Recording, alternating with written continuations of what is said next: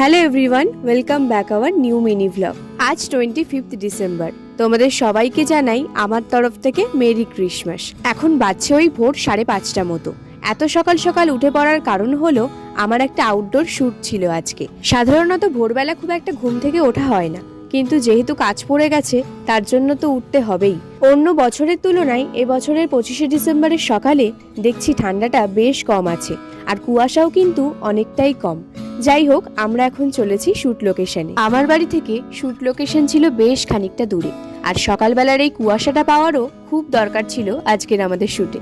যাই হোক, সকালবেলা খুব একটা বেশি ঘুম থেকে ওঠা হয় না, কিন্তু আজ সকাল সকাল ঘুম থেকে উঠে বেশ মনটা ফুরফুর করছে।